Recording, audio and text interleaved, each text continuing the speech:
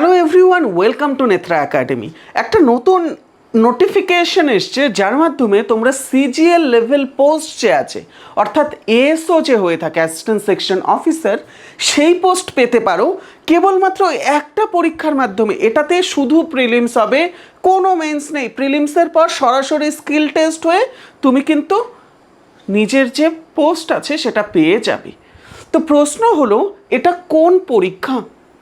তো দেখো, বিআইএস যে হয়ে থাকে, ব্যুরো অফ ইন্ডিয়ান স্ট্যান্ডার্ডস, তাদের একটা কিন্তু নতুন নোটিফিকেশন নিয়ে এসছে।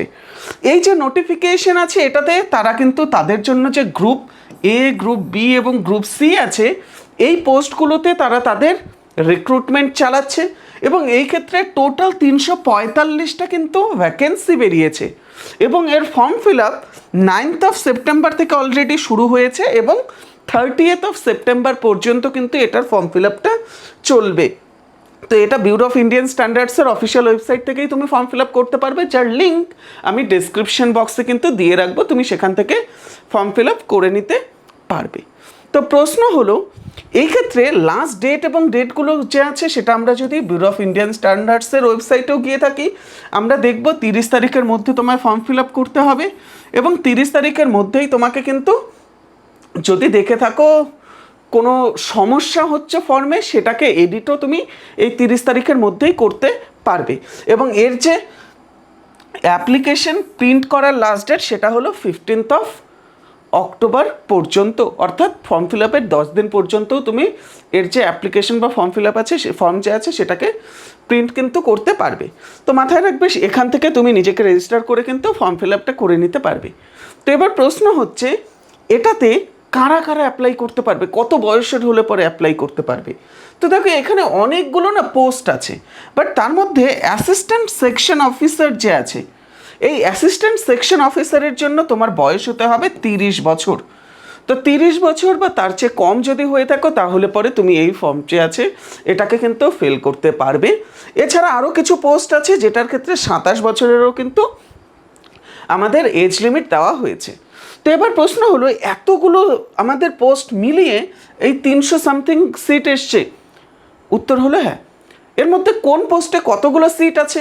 তো দেখো, অ্যাসিস্ট্যান্ট সেকশন অফিসার যে আছে এটাতে 43 বা 43খানা সিট আছে।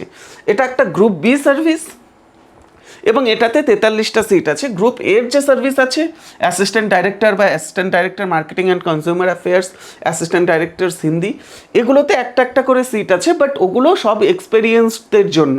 বাট অ্যাসিস্ট্যান্ট সেকশন অফিসারে কোনো এক্সপেরিয়েন্সের কিন্তু প্রয়োজন নেই, কেননা আমরা যদি লক্ষ্য করে থাকি, এই যে অ্যাসিস্ট্যান্ট সেকশন অফিসার আছে এর আনরিজার্ভডের 15টা সিট আছে, ইডব্লিউএস এর 5টা, এসসি 6টা, এসটি 3টে, ওবিসি 14খানা এবং টোটালে 43খানা। এবং এই যে অ্যাসিস্ট্যান্ট সেকশন অফিসার আছে এর জন্য শুধু ব্যাচেলার্স ডিগ্রি চাই। এর সাথে পার্সোনাল অ্যাসিস্ট্যান্ট বা পিএর যে পোস্ট আছে সেটাতেও কিন্তু কোনো এক্সপিরিয়েন্স চাই না।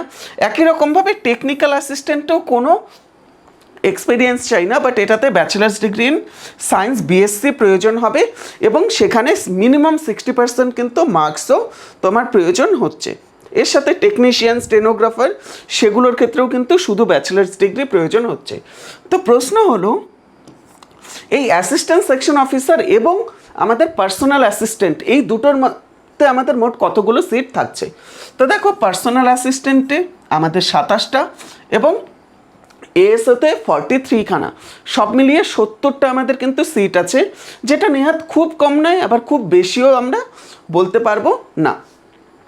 তো এই যে আমাদের এক্সাম আছে, এই এক্সামের ক্ষেত্রে আমাদের সিলেকশন প্রসেস কি থাকবে?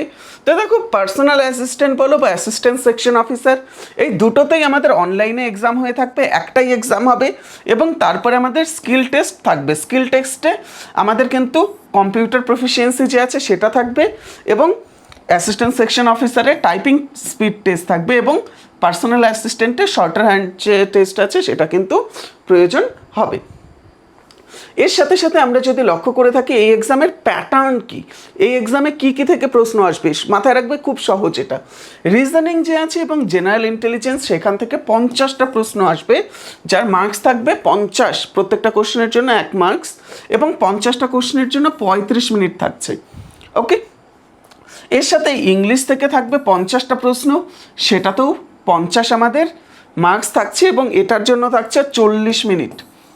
এর সাথে আমাদের জেনারেল অ্যাওয়ারনেস বা জিএ থেকে থাকছে 25 মার্কস, 25টা কোশ্চেন 25 মার্কসের জন্য এবং 20 মিনিট।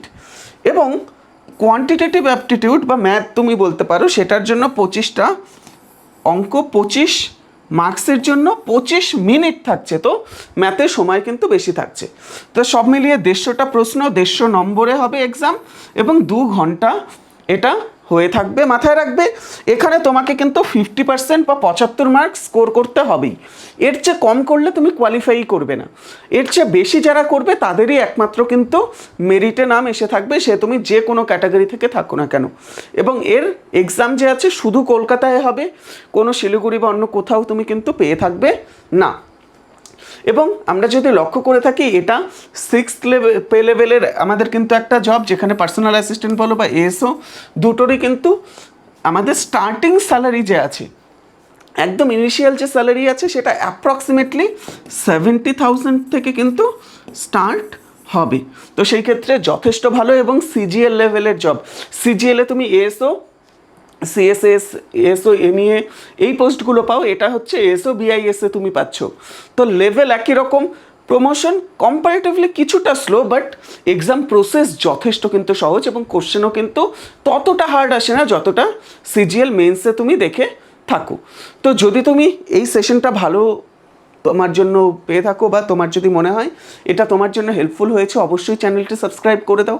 এই চ্যানেলে আমরা আগামীতে WBCS এবং ক্লার্কশিপের জন্য কিন্তু ফ্রি ক্লাসেস নিয়ে আসতে চলেছি।